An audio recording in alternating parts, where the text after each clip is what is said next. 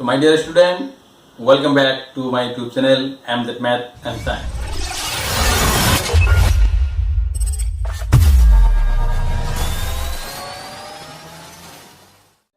So আজি তোমালোকৰ কাৰণে মই এটা ক্লাছ লৈ আহিছো ক্লাছ 9 ৰ ৰেখাৰ উপনৰ ওপৰত already 6.1 exercise is finished. So then after parallel lines and a transversal. তাৰমানে 6.1 exercise এৰ পিছত আমি সমান্তৰাল ৰেখা আৰ তিৰ্যক ৰেখাৰ বিষয়ে অকমান পঢ়িম আৰু ইয়াৰ ওপৰত কিছুমান উপপাদ্য স্বতঃসিদ্ধ আছে সেইবিলাক পঢ়িম ঠিক আছে সো আমি আৰম্ভ কৰো যে ফার্স্ট সমান্তরাল রেখা নো কি সমান্তরাল রেখা নো কি কাক কয় so if two lines what is parallel line that means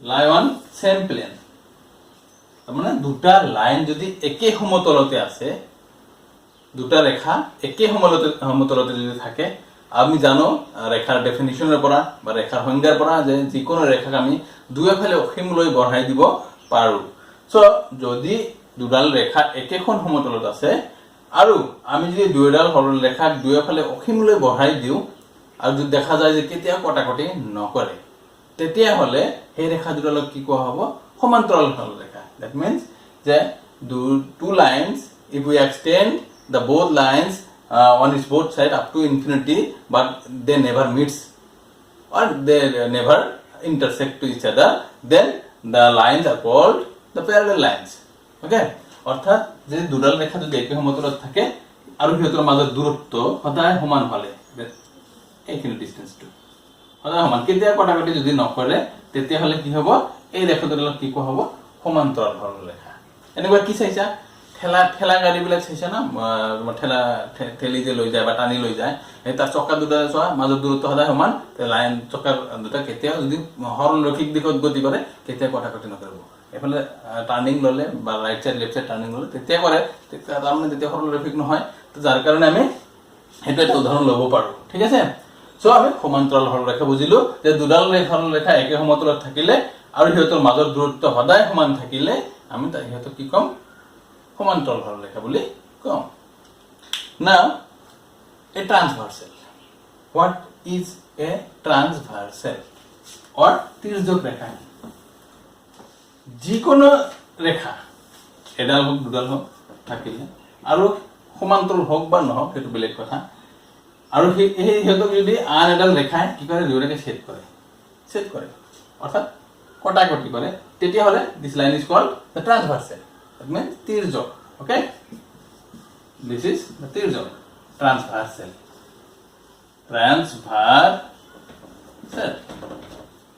অর্থাৎ কোন এডাল রেখা আন রেখা ওপৰত যদি আপতিত হয় আৰু হেতু ছেদ কৰে তেতিয়া হলে এই ৰেখাডালক কি কোৱা হয় তিৰ্যক বুলি কোৱা হয় অৰ্থাৎ ট্ৰান্সভাৰ্সাল বুলি কোৱা হয় সো আমি সমান্তৰাল ৰেখা আৰু তির্যক রেখা শিকিলো অর্থাৎ প্যারালাল লাইনস এন্ড ট্রান্সভার্সাল আমার ক্লিয়ার হল তো নেক্সট আহিব যে দুডাল রেখা যদি একে সমতলত থাকে দুডাল রেখা যদি একে সমতলত থাকে কি হবে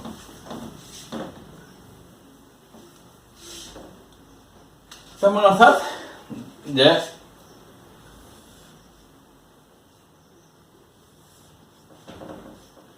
দুডাল রেখা একে সমতলত আছিল আৰু এটা ট্ৰান্সভাৰ্সালে দুটাকে কি কৰিছে ছেদ কৰিছে ইন্টাৰসেক্ট কৰিছে okay these are two lines and this is a transversal intersect the both lines so there will form 8 angles see here 1 2 3 4 again 1 2 3 4 so 4 and 4 8 তার মানে দুডাল রেখা যদি এটা তির্যকে ছেদ করে তাতে কি ইহঁতৰ ছেদ বিন্দুত টোটালি কেটা কোণ সৃষ্টি হয় 8টা কোণ সৃষ্টি হয় আমি নাম্বার দিলি নাম্বার 1 এটো 2 এটো 3 দিলু 4 দিলু 5 6 7 and 8 ওকে সো আমাৰ এই 8টা কোণ সৃষ্টি হয় কথাটো মন ৰাখিছা ভালকে চোৱা যে দুডাল ৰেখা এটা তিৰ্যকে ছেদ কৰিছে অৰ্থাৎ a transversal intersect two lines which are lying on a same plane so they will form 8 angles we have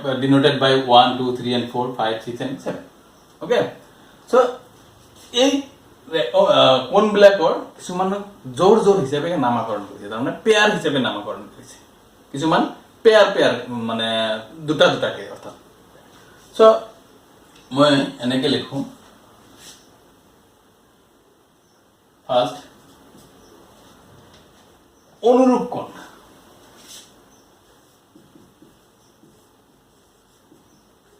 অনুরূপ কোণ অর্থাৎ corresponding angle, corresponding angles, okay এইটো এটা কথা আছে। ইয়াত চোৱা অনুৰূপ কোণ কোনবিলাকক কোৱা হয়, এই নাম্বাৰ 1 নাম্বাৰ 5 চোৱা এই এংগেল 1 2 যোনটো আছে ইও এই ট্ৰান্সভাৰ্সাল লেফট সাইডত আছে আৰু এই ৰেখাডালৰ ওপৰত আছে, সেম ইও লেফট সাইডত আৰু এই ৰেখাডালৰ ওপৰত দেখাত হুবহু একে দেখা যায়। গতিকে এংগেল 1 আৰু angle 5 comma similarly angle 2 and angle 6, angle 2 আৰু angle 6 আৰু আছে চোৱা 4 and 8, angle 4 আৰু angle 8 আৰু আছে চোৱা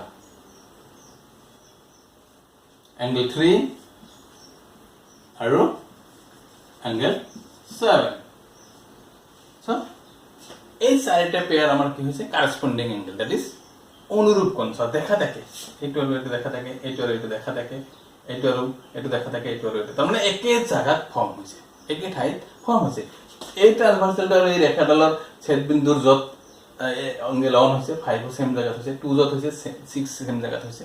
সো এই কাৰণে এইবিলাকক কি কোৱা হয় corresponding angle, that is অনুৰূপ কোণ। গল তাৰ পিছত আহিল আমাৰ একান্তৰ অন্তঃকোণ, নাম্বাৰ 2 ত আহিব একান্তৰ অন্তঃকোণ, ইংৰেজিত কি কোৱা হয় alternate interior angles, okay।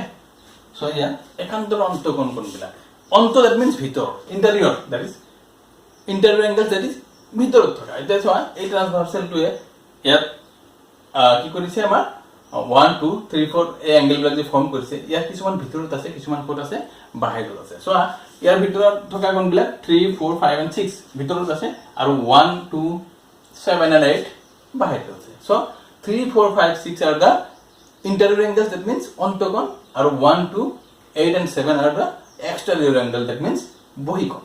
so alternate interior angles, that means একান্তৰ অন্তঃকোণ। চোৱা this 4,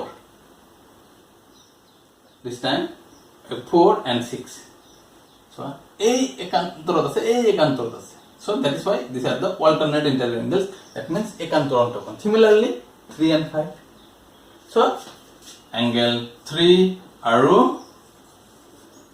angle 5 comma angle 4 আৰু angle 6, these are the একান্তৰ অন্তঃকোণ অৰ্থাৎ alternate interior angles, okay। next number 3 alternate exterior angle, that means একান্তৰ বহিকোণ, একান্তৰ বহিকোণ। so alternate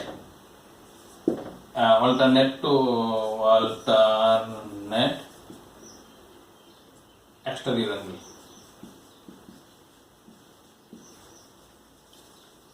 okay। so 1 2 8 and 7, these are the exterior angles where a 1 to a একান্তৰত আছে, 7 to a একান্তৰত। so 1 and 7 are alternate exterior angle, অৰ্থাৎ একান্তৰ বহিকোণ, আৰু 2 আৰু 8 হৈছে ইয়াত একান্তৰ বহিকোণ। so angle 1 আৰু angle 7 আৰু কি আছে angle 2 আৰু angle 8। আশা কৰো বুজি পাই আছা, এই বস্তুবিলাক চিনি পাব লাগিব। ইয়াত আমি 1 2 3 4 5 6 7 8 এর নামকৰণ কৰিছো, কিন্তু তোমাৰ প্ৰেক্টিকেলি কি আহিব এংগেল বিলাকৰ নাম থাকিব, এংগেল ABC BAC CAB যি থাকক উল্টা পাল্টা নামবিলাক থাকিব ন, তেতিয়া তাতে আমাৰ কি কৰিব লাগিব, এইবিলাক চিনাক্তকৰণ কৰিব পৰা হ'ব লাগিব। ঠিক আছে। সো নেক্সট আমি question number not question number next 4 একান্তৰ অন্তকোণ একান্তৰ বহিকোণ গ'ল। নেক্সট তিৰ্যকৰ একেফালে থকা অন্তকোণ। ওকে, তিৰ্যকৰ একেফালে থকা অন্তকোণ, দ্যাট মিন্স অন্তকোণ কোন কেইটা আছিল 3 4 5 6 দিস আর দা অন্তকোণ ইন্টেরিয়র অ্যাঙ্গেলস। সো তির্যক দিস ইজ দা তির্যক অর ট্রান্সভার্সাল, ইয়ার একেফালে থাকা, ইয়ার লেফট সাইডত কোন দুটা আছে 4 and 5, রাইট সাইডত কোন দুটা আছে 3 and 6। সো তিৰ্যকৰ একেফালে থকা অন্তকোণ কোন দুটা 4 আৰু 5 লগতে 3 আৰু 6। সো আমি এনেকে লিখিম তিৰ্যকৰ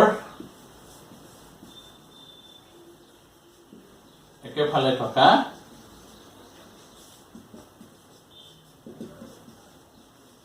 অন্তকোণ, অর্থাৎ interior angles on the same side of the transversal. Interior angles on the same side of transversal. Okay, so কি হ'ব 4 আৰু 5 3 আৰু 6। সো এংগেল 4 আৰু এংগেল 5 লগতে কি এংগেল 3 আৰু এংগেল 6। এখন কথা ক্লিয়াৰ হৈছে। সো আমি এইখিনি তিৰ্যকৰ একেফালে থকা অন্তকোণ পালো। একেদৰে তিৰ্যকৰ বহিফালে তোমাৰ বাহিৰত থকা অন্তকোণো আছে তোমাৰ কোন দুটা 1 আৰু 8 2 আৰু 7, হয় না? এইকেইটা মনত ৰাখিলে আমাৰ হৈ যাব। তিৰ্যকৰ একেফালে থকা অন্তকোণ কেইটা তোমাৰ কি হয় কনজিকিউটিভ ইন্টেৰিয়ৰ এংগেলছ বুলি কোৱা হয়, নাইবা এলাইড এংগেলছ বুলি কোৱা হয়। কনজিকিউটিভ ইন্টেৰিয়ৰ এংগেলছ নাইবা এলাইড এংগেলছ, অৰ্থাৎ সহ অন্তকোণ নাইবা তোমাৰ ক্ৰমিক অন্তকোণ বুলিও কোৱা হয়। সো আমি এইখিনি নামকৰণ কেইটা বুজি পাব লাগিব। তোমালোকে উঠাই লোৱা, নাইবা তোমালোকৰ কিতাপত ধুনীয়াকৈ হুবহু দি আছে। আশা কৰোঁ তোমালোকে এইকেইটা মনত ৰখাৰ চেষ্টা কৰিবা, চিনি পাবই লাগিব, নহ'লে এই চেপ্টাৰৰ এটা প্ৰব্লেমো নোৱাৰিবা। ঠিক আছে। কোনটো অল্টাৰনেটিভ ইন্টেৰিয়ৰ এংগেল, কোনটো এক্সটেৰিয়ৰ এংগেল, আৰু এই চেপ্টাৰৰ প্ৰব্লেম কেইটা নোৱাৰিলে তুমি বহুত ঠাইত অৰ্থাৎ কোৱাড্ৰিলেটাৰেল যেতিয়া চতুৰ্ভুজ অধ্যয়ন কৰিবা বা ক্লাছ 10ৰ মেথছত যাবা, তেতিয়া তোমাৰ এইবিলাক ইউজ হ'ব। এইবিলাক এতিয়া যদি মুখস্থ নাৰাখা বা মনত নাৰাখা তেতিয়া একো বুজি নাপাবা। তো আশা কৰোঁ তোমালোকে ভালকে মনত ৰাখিবা, কাৰণ তোমালোকে নিজৰ ফিউচাৰটো নিজে ভালকে বুজিব। এইবিলাক বুজি নাপালে মেথছত অসুবিধা হ'ব। ঠিক আছে। সো আমি নেক্সট আমি ইয়াৰ এইবিলাকৰ ওপৰত মানে এই পেয়াৰ অফ এংগেলছ যিকেইটা পালো আমি 4 ধৰণৰ পাইছো। এই 4 ধৰণৰ পেয়াৰ অফ এংগেলছৰ ওপৰত কিছুমান স্বতঃসিদ্ধ কিছুমান উপপাদ্য আছে। ওকে, সো কিছুমান স্বতঃসিদ্ধ আৰু উপপাদ্য আছে, সেইবিলাক আমি আৰম্ভ কৰিম ন। তো আমাৰ ছাত্ৰ ছাত্ৰীসকল এতিয়া আমি স্বতঃসিদ্ধলৈ আগবাঢ়ো। এই কোণৰ জোৰবিলাকৰ ওপৰত কিছুমান স্বতঃসিদ্ধ কিছুমান উপপাদ্য আছে, আমি স্বতঃসিদ্ধবিলাকৰ ওপৰত আগবাঢ়ো। ফাৰ্ষ্ট স্বতঃসিদ্ধ দিয়া আছে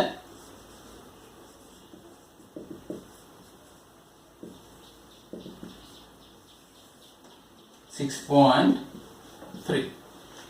According to this স্বতঃসিদ্ধ কি কৈছে যে যদি এডাল তিৰ্যকে দুডাল সমান্তৰাল ৰেখাক ছেদ কৰে তেতিয়াহ'লে তেন্তে প্ৰত্যেক জোড়া অনুৰূপ কোণ সমান। তাৰ মানে যদি এডাল তিৰ্যকে কি কৰে দুডাল সমান্তৰাল ৰেখাক ছেদ কৰে তেতিয়া তাতে যে অনুৰূপ কোণ গঠিত হয়, কেইজোৰ অনুৰূপ কোণ গঠিত হয় 4 জোৰ। ইয়েস, আৰু প্ৰত্যেক জোৰ বোলে সমান। এটা লক্ষ্য কৰা, মই ফিগাৰটো ড্ৰ কৰি আছো।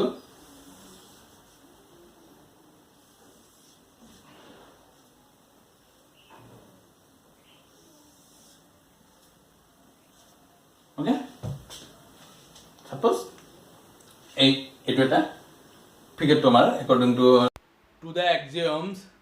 সো দুটা কি আছে সমান্তৰাল ৰেখা। এই দুটা ৰেখা যদি কি থাকে এইটো আৰু এটো কি প্যাৰালাল, that means সমান্তৰাল। সমান্তৰাল যদি থাকে আৰু যদি এটা ট্ৰান্সভাৰ্সাল অৰ্থাৎ তিৰ্যকে এই দুটাকে কি কৰে ছেদ কৰে, তেতিয়া হলে ইয়াত যি কেইজোৰ অনুৰূপ কোণ অৰ্থাৎ কাৰেসপন্ডিং এংগেল গঠিত হ'ব সেই গোটেই কেইটা কি হ'ব আমাৰ প্ৰত্যেক এটা আনটোৰ সমান সমান হ'ব। that means এইটো আৰু এইটো কাৰেসপন্ডিং আছিল, এই দুটো সমান হ'ব। এইটো আৰু এইটো কাৰেসপন্ডিং আছিল, এই দুটো সমান হ'ব। এইটো আৰু এইটো কাৰেস্পন্ডিং আছিল, এই দুটো সমান হ'ব। তাৰপিছত এইটো আৰু এইটো সমান কাৰেস্পন্ডিং আছিল, এই দুটাও কি হ'ব সমান হ'ব। তো আমি ইউক্লিডৰ শতসিদ্ধৰ কথা যেতিয়া ফাৰ্ষ্ট দুই এটা কথা কৈছিলোঁ মই, তাতে কৈছিলোঁ যে কিছুমান বস্তু ইউক্লিডে কি কৰিছে তোমাৰ প্ৰমাণবিহীন, অৰ্থাৎ আমাক প্ৰমাণ নালাগে তাত, এনেকে ৰাখিছে। এই শতসিদ্ধবিলাক আমাৰ প্ৰমাণবিহীন, আমি এনেকে ৰাখিলে হ'ব, প্ৰমাণ কৰিব নালাগে। এইবিলাক প্ৰমাণ কৰাৰ কাৰণে মই তোমালোকক কম যে তুমি দুডাল সমান্তৰাল ৰেখা লৈ তুমি ট্ৰান্সভাৰ্চেল যেনেকে ইচ্ছা তেনেকে কনষ্ট্ৰাকশন কৰি প্ৰত্যেক অনুৰূপ কোণ জুখি জুখি চোৱা চাবা, তাতে কি হয় প্ৰত্যেক জোড়াই আমাৰ এটা আনটোৰ কি হয় সমান সমান হয়। অৰ্থাৎ এই হিচাপে যদি আমি নামকৰণ কৰো 1 2 3 4 5 6 7 8, সো এই হিচাপে কি হ'ব এংগেল 1 ইকুৱেল কি হ'ব এংগেল 5, একেদৰে এংগেল 2 ইকুৱেল টু এংগেল 6, একেদৰে এংগেল 4 ইকুৱেল টু এংগেল 8, একেদৰে এংগেল 3 ইকুৱেল টু এংগেল 7, এইকেইটা পাম আমি। সো তুমি যেনেকে না কি আঁকা কিয় গোটেইকেইটা জুখি জুখি চোৱা যে কেইটা কি হ'ব আমাৰ সমান সমান সমান হ'বই, যদি এই দুডাল ৰেখা কি হয় সমান্তৰাল হয়। কথাটো ক্লিয়াৰ হৈছে? সো আমি এইটো আৰ্গুমেন্টাল যেনে ম্যাথমেটিক্যালি আমি প্ৰুভ কৰো সেইটো দৰকাৰ নাই, ঠিক আছে? কথাটো আমি এনেকে প্ৰমাণ নকৰো, ডাইৰেক্ট শতসিদ্ধটো মানি লওঁ। কিন্তু কিছুমানে হয়তো এইটো প্ৰুভ কৰিব পাৰে, একান্তৰ অন্তকোণৰ উপপাদ্যটো ব্যৱহাৰ কৰি প্ৰুভ কৰিব পাৰে, কিন্তু একচুয়ালি সেইটো দৰকাৰ নাই। কিয় দৰকাৰ নাই জানা? শুদ্ধ হয় কথাটো, কাৰণ এই শতসিদ্ধ ইউজ কৰিহে তাক প্ৰুভ কৰিম আমি। কাৰণ যি নিজেই ইয়াৰ ওপৰত বেছ কৰি প্ৰমাণিত হৈছে, সি আকৌ ইয়াক প্ৰমাণ দিয়াৰ দৰকাৰ নাই নহয়, সেইটো ইয়াক প্ৰুফ বুলি মানি লৈছে, গতিকে আমি এইটো ডাইৰেক্ট মানি লওঁ। তথাপিও তোমালোকে যদি ভাবা যে সেইটো ইউজ কৰি কৰিম, নিজেই কৰিব পাৰিবা। মই অকণমান হিঞ্চ দি দিম, যেতিয়া একান্তৰ কোণৰ উপপাদ্যটো পঢ়াওঁ তেতিয়া মই অকণমান হিঞ্চ দি দিম, ঠিক আছে? চ' আমি শতসিদ্ধ নম্বৰ 6.3 পালো, বুজি পালো। ওকে, নেক্সট আমাৰ শতসিদ্ধ ইয়াৰ ৰিভাৰ্সটো ৰেচিপ্ৰকেল, কিন্তু ইয়াৰ উল্টা কথাটো আছে, ফিগাৰটো সেমে ধৰা যে এবাৰ কৈছে 6.4 শতসিদ্ধ যে দুডাল রেখাক এডাল তীর্যকে ছেদ করিলে যদি এজোর অনুরূপ কোণ সমান হয় তেন্তে রেখা দুডাল পরস্পর সমান্তরাল হ'ব। তার মানে কি কৈছে যে তুমি এনেকে এডাল রেখা আঁকি লোৱা, ওকে, আৰু উল্টা ফালে আঁকি লোৱা লাগে, আছে এইফালেও হ'ব, সেইটো তীৰ্যকটো আঁকি দিছো এনেকে, আৰু এডাল ৰেখা আঁকিছা, ওকে। এই এংগেলৰ সমানকৈ তুমি ইয়াত আৰু এটা অনুৰূপ কোণটো যাত গঠিত হ'ব সমানকে এই দুটা এংগেল সমানকে আঁকি দিয়া, চাবা এই দুটা কি হয় অটোমেটিক্যালি কি হ'ব সমান্তৰাল হ'ব। এইফালেও আঁকা যাব, ট্ৰান্সভাৰ্চেলটো এনেকে ড্ৰ কৰিলো, এইটো ইয়াত অনুৰূপ হ'ব লাগিলে ইয়াত এটা অনুৰূপ কোণ হ'ব, যাতে এই কোণটো আৰু এই কোণটো সমান হয়, এনেকে যদি তুমি আন এটা লাইন ড্ৰ কৰি দিয়া, চাবা এই দুটা লাইন সদায় কি হ'ব সমান্তৰাল হ'ব। ইয়াৰ পৰা কি বুজিব পাৰি যে দুডাল ৰেখাক যদি এডাল তীৰ্যকে ছেদ কৰে তেতিয়াহ'লে তাৰ যিকোনো এজৰ অনুৰূপ কোণ সমান হ'লে এই রেখা দুডাল কি হ'ব সমান্তরাল, প্যারালাল। কথা দুটা ভালকে বোঝার চেষ্টা কৰিবা। আগৰটো কি আছিল যে দুডাল ৰেখা এডাল তীৰ্যকে ছেদ কৰিলে উৎপন্ন হোৱা প্ৰত্যেক জোৰ অনুৰূপ কোণ অৰ্থাৎ কাৰেসপন্ডিং এংগেলস ইকুৱেল, আৰু ইয়াত কি কৈছে উল্টাটো যে দুডাল ৰেখা এডাল তীৰ্যকে ছেদ কৰিলে, এবাৰ কিন্তু ৰেখা দুডাল সমান্তৰাল হয় না নাই কোৱা নাই, জাস্ট ছেদ কৰাৰ কথা কৈছে, আৰু তাতে যদি যিবিলাক অনুৰূপ কোণ তোমাৰ কি হ'ব উৎপন্ন হ'ব, তাৰে ভিতৰত যিকোনো এজৰ অনুৰূপ কোণ অৰ্থাৎ যিকোনো ওয়ান পেয়াৰ কাৰেসপন্ডিং এংগেল যদি ইকুৱেল হয় তেতিয়াহ'লে এই ৰেখা দুডাল কি হৈ যাব সমান্তৰাল হ'ব। আশা কৰো ভালকে বুজি পাইছা। সো আমি এই দুটাক ফাৰ্স্ট আমি শতসিদ্ধ হিচাপে মানি লওঁ উইদাউট প্ৰুফ। কথা ক্লিয়াৰ? সো আমি প্ৰমাণবিহীনভাৱে এই দুটা কথা আমি যদি মানি লওঁ আমাৰ বাকীবিলাক ইজিলি হ'ব। আৰু তথাপিও তোমালোকে যদি ইচ্ছা কৰা ইয়াৰ পিছৰ উপপাদ্য শিকিলে সেইবিলাক ইউজ কৰি এই দুটা প্ৰুফ কৰিব পাৰিবা, কিন্তু সেইটো নকৰাই ভাল, কাৰণ সিয়ে ইয়াৰ ওপৰত বেছ কৰি প্ৰুভ কৰা হয়, ঠিক আছে? সো আমি নেক্সট ইয়াৰ পিছত আগবাঢ়িম, তোমালোকে অকমান মনোযোগেৰে ভিডিঅ'টো স্কিপ নকৰাকে চাই থাকিবা, অকমান স্কিপ কৰিলে বুজি নাপাবা, ঠিক আছে? সো আমি এই শতসিদ্ধবিলাক এতিয়া ইউজ কৰি আমি কিছুমান উপপাদ্য প্ৰুভ কৰিব পাৰিম। ফাৰ্স্ট উপপাদ্য নম্বৰ থিওৰেম, দ্যাট মিন্স উপপাদ্য 6.2, okay, that means theorem 6.2.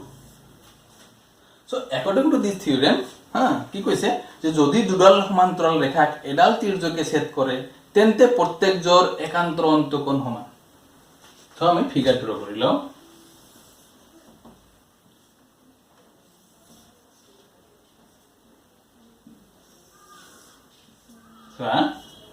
yeah, suppose AB and CD are the parallel lines and the transversal, suppose PQ is the parallel line transversal which intersects the two parallel lines at LM and M point. Okay. Now here that means angle ALQ and angle DMP is the alternating triangle, that means ekantor antogon. Similarly this and this also, so we have to prove that this angle and this angle is equal and this angle and this angle are also equal if these two lines are parallel. Okay, তার মানে দুডাল সমান্তরাল রেখা যদি এডাল ত্রিভুজকে ছেদ করে আর উৎপন্ন হওয়া ছেদ করার রেখা দুটো যদি কি হয় সমান্তরাল হয় তেতিয়াহলে উৎপন্ন হওয়া প্রত্যেক জোড় একান্তৰ অন্তকোণ কি হ'ব সমান সমান হ'ব এটা আমি প্রুফ কৰিব লাগিব এনেকে লিখিম আমি যে ধৰা হল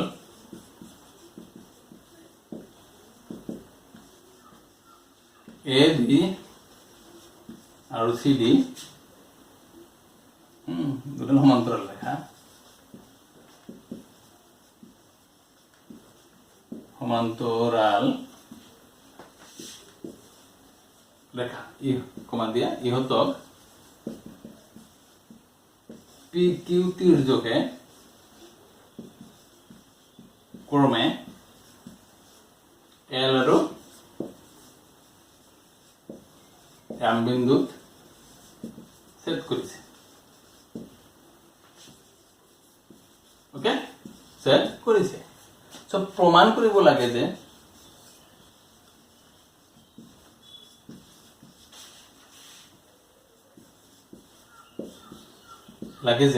angle ALQ is equal to angle PMD আৰু angle BLQ is equal to angle PMC. That means this and this and this and this. Okay? So আমি যেটা প্রমাণ করিম কেনে কথা বুঝি পাইছা আমি আগত যে দুটা স্বতঃসিদ্ধ শিকিলো সেইবিলাক ব্যৱহাৰ কৰি বা ইয়াৰ আগত যিবিলাক উপপাদ্য শিকিছো ৰেখা আৰু কোণৰ ফাৰ্স্ট এক্সাৰসাইজৰ আগত সেইবিলাকো তুমি এপ্লাই কৰিব পাৰা গোটেইখিনি এপ্লাই কৰি যেটো দৰকাৰ হয় এপ্লাই কৰি এটো আমি প্ৰমাণটো ধুনিয়াকে কৰি দিম কথা নিশ্চয় বুজি পাইছা সো এখিনি উঠাই লোৱা আমি প্ৰমাণটো এনেকে লিখিম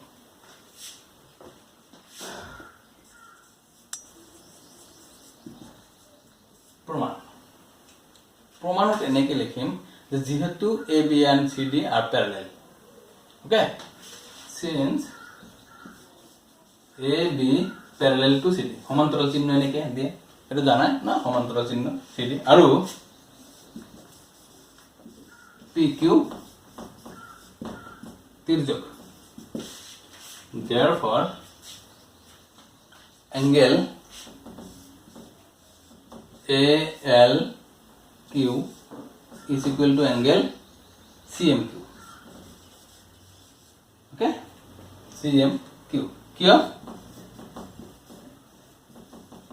অনুরূপ কোণ এই অ্যাঙ্গেলটো অনুরূপ কোণ or corresponding angle যার কারণে আমার সমান কথাটো বুজি পাইছা ন স্যার এইটো আৰু এইটো সমান এতিয়া চোৱা একেবাৰে প্রুফ হয়ে যাব এতিয়া ALQ is equal to এর ঠাইতে আমি যদি এইটো লিখি দিও এইটো কি angle PMD since angle CMQ is equal to PMD क्या alternate interior angle অর্থাৎ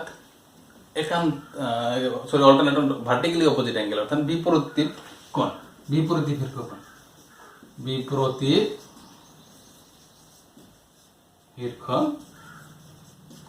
ভালকে চাই লোৱা যে আমাৰ কি কৈছে যে এই এংগেল CMQ ঠাইত CMQ এইটো ঠাইত এইটো লিখি দিলো কিয় কাৰণ এইটো আৰু এইটো চোৱা, এইটো এটা সৰলৰেখা, এইটো এটা সৰলৰেখা, কাটাকাটি কৰিলে এই দুটা বিপৰীতমুখী কোণ অৰ্থাৎ বিপৰীত শীৰ্ষ কোণ এই দুটা আমাৰ কি হয় সমান হয়। আমি এইটো উপপাদ্য নম্বৰ 6.1 প্ৰুভ কৰিছিলোঁ।